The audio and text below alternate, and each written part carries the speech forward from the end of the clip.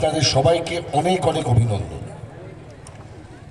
আপনারা দেখছেন এই যে টুর্নামেন্ট হলো, যার নামে নিবেদিত, এই মানুষটিকে স্মরণ করা আমাদের আজকে হাওড়াবাসী হিসেবে অত্যন্ত জরুরি। ডিওয়াইএফআই সংগঠনের মঞ্চে দাঁড়িয়ে তো বটেই, এমনকি হাওড়া শহরের প্রতিটি নাগরিকের জানা উচিত এই মানুষটি সম্পর্কে, যে কে এই সুবিনয় ঘোষ।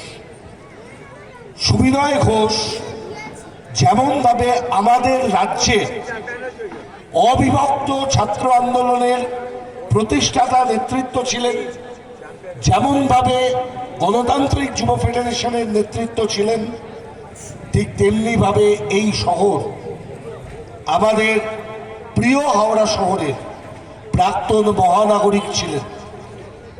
কথাটা বলছি এই কারণে যে আজকে এই হাওড়া শহরে যে মহানাগরিকের প্রয়োজন আছে, দুর্ভাগ্য আমাদের এই শহরে মানুষ হিসেবে আমরা গত 10 বছর আমাদের কোনো ভোটাধিকার প্রয়োগ করতে পারিনি।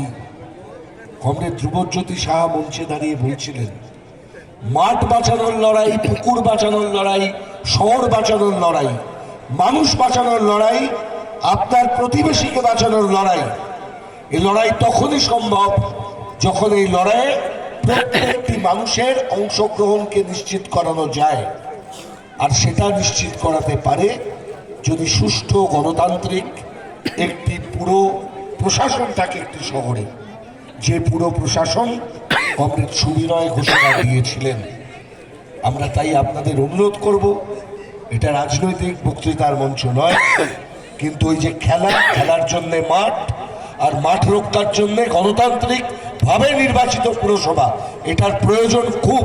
নইলে কিন্তু প্রত্যেকটা খেলার মাঠ, প্রত্যেকটা পুকুর যেমন আজকে একটার পর একটা চলে যাচ্ছে, আগামী দিনে কিন্তু সেগুলোকে বাঁচাতে আমরা পারবো না। বাঁচাতে যদি না পারি, আমাদের শহর বাঁচবে না, আমাদের পাড়া বাঁচবে না, আমাদের সমাজ বাঁচবে না, এবং আমরা হাওড়াবাসী হিসেবে ক্রমশ অন্ধকারে ডুবে যাব। আমরা এই কথাই আপনাদের কাছে বলতে চাই। সকলে ভালো থাকবেন, সুস্থ থাকবেন। ধন্যবাদ, নমস্কার।